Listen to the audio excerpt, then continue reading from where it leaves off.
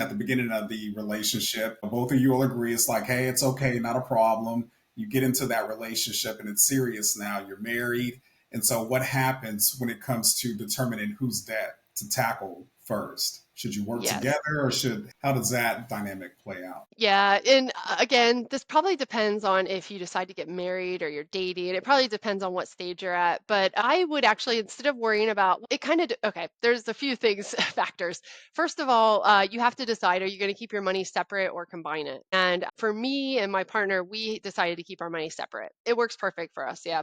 But I know it's very popular to combine your money, and there's lots of, I think, research about how, the teamwork aspect and the accountability partner. I think that part of it is powerful as well. Let's see. Is there Sorry, I one that lost. you recommend? Is there one that you'd actually Yeah, recommend? yeah. Sorry, Oh, yeah. sorry. I lost my train of thought. Yeah.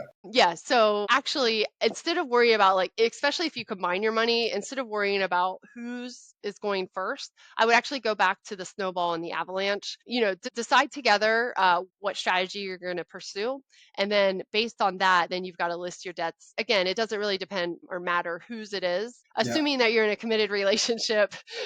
Then I think it's fine. Just pick a strategy and go with that. And then what about in situations where there's like a significant disparity in income between the two Yeah, partners? How can yeah. couples maintain that financial equality and avoid, any type of resentment that they may get because it's like, hey, I'm making a lot more than you. You had more debt than me. I'm having to give you a lot of my money to pay off, you know what I mean?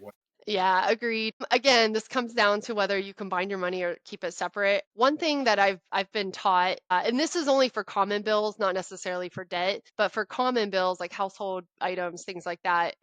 If someone's making 30,000 and the other person's making 70, together they make 100. The person making 30 would should contribute 30% of the common bills, and then the other person would contribute 70. That seems like an equitable way to do it.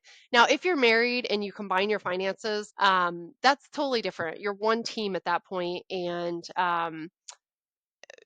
then you just need to pay off the debts as they are, and it doesn't necessarily matter like who's making what because it's all going into one bank account. And maybe the person making more, maybe they're fund, so fun and then fund. They are, maybe they get if they feel like they need a little extra spending money, maybe you do something like that to give them a little incentive for making more income. But again, that totally comes down to the couple, to the attitudes, to the personalities. That's probably a very customized process for people.